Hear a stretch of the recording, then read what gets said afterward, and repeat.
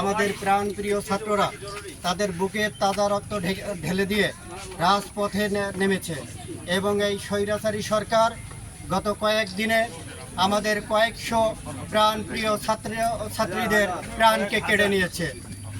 তারা বুকের তাজা রক্ত মাটিতে ঠেলে দিয়েছে। মা এসেছে ছেলেকে মাথায় কাপড় বেঁধে দিয়ে, বাংলাদেশের জাতীয় পতাকা কপালে বেঁধে দিয়ে রাস্তায় ছেড়ে দিয়েছে, মুখে ছেড়ে দিয়েছে যে বাবা তোমাকে ছেড়ে দিলাম এই বাংলাদেশের দ্বিতীয় স্বাধীনতা অর্জনের জন্য। আমরা আমাদের প্রাণপ্রিয় ছাত্রীদের সেই দুঃসাহসিক অভিযাত্রার মাধ্যমে বাংলাদেশে স্বৈরাচারী সরকারের পতন হয়েছে। আজকে আমরা এখানে সমবেত হয়েছি, এটা আমাদের কোনো বিজয় উৎসব নয়। আমরা আগেই বলেছি এই আন্দোলনের মাধ্যমে আমাদের শত শত ছাত্রছাত্রী তাদের প্রাণ রাস্তায় বিলিয়ে দিয়েছে। শত শত ছাত্রছাত্রী এখনো আহত হয়ে হসপিটালে ভর্তি আছে।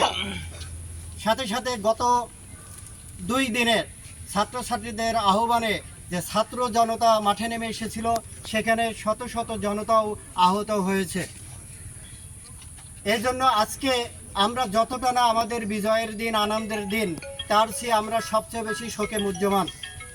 কারণ আমাদের প্রাণপ্রিয় ছাত্ররা, আমাদের প্রাণপ্রিয় ছাত্রীরা, তারা তাদের জীবনের তাজা রক্ত ঢেলে দিয়ে এই বাংলাদেশের দ্বিতীয় স্বাধীনতা এনে দিয়েছে। আমরা দেখছি স্বৈরাচারী সরকারের পতনের পর সারা বাংলাদেশে যেভাবে এজেন্টরা ঢুকেছে, তারা বিভিন্নভাবে বিভিন্ন অলিতে গলিতে এখনো পর্যন্ত হত্যাকাণ্ড চালিয়ে যাচ্ছে। গতকাল রাতের ভিডিওতেও আমরা দেখেছি একজন সমন্বয়কের বাসার সামনে রাইফেল গান নিয়ে একজনকে পাওয়া গেছে। তার মানে এই সরকার হটে যাওয়ার পরে সন্ত্রাসীরা এখনো উজ্জীবিত হয়ে আছে। আমরা লক্ষ্য করেছি ছাত্রছাত্রীদের আলটিমেটামের মাধ্যমে রাষ্ট্রপতি যে ঘোষণা দিয়েছেন, সেটা খুব শীঘ্রই তত্ত্বাবধায়ক সরকার গঠন করার কথা ছিল, এখনও সেটা গঠন হয়নি।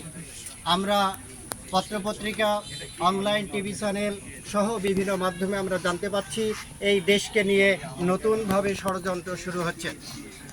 আমরা স্পষ্টভাবে বলতে চাই, আমরা ছাত্রছাত্রীদের সাথে ছিলাম।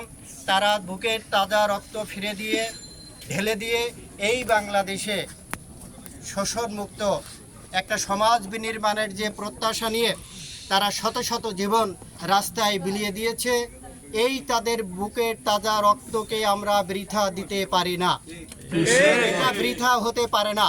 সুতরাং আমাদের এটা দায়িত্বের মধ্যে পড়ে গেছে, তাদের এই রক্তের বিনিময়ে আমাদের যে প্রত্যাশিত নতুন বাংলাদেশের অভ্যুদয়, সেটার যেন আমরা দেখতে পাই।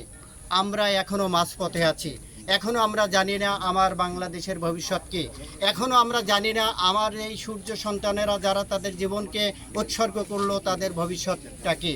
আমরা চাই তারা যে দাবি নিয়ে মাঠে নেমেছিল, তাদের সেই দাবি অতি দ্রুত এই বাংলাদেশে বাস্তবায়ন হোক। তাদের মাধ্যমে আমরা একটা সুন্দর বাংলাদেশের প্রত্যাশা করি, যে প্রত্যাশাটা আমাদের দীর্ঘদিন ছিল, কিন্তু আমরা বিভিন্ন কারণে সেটা এই বাংলাদেশে বাস্তবায়ন করতে পারিনি। আমরা আজকের দিনে বলতে চাই, আমাদের ছাত্রছাত্রীরা যে প্রত্যাশাকে সামনে রেখে এই পরিবর্তনের শুভ সূচনা করেছে, সেরকম বাংলাদেশ যেন আমরা গড়তে পারি। আমি যেহেতু সংক্ষিপ্ত বক্তব্য, এ পর্যায়ে আমি সংক্ষিপ্ত বক্তব্য দেওয়ার জন্য অনুরোধ করছি আমাদের এফিটি বিভাগের প্রফেসর ডক্টর মোজাম্মেল হক।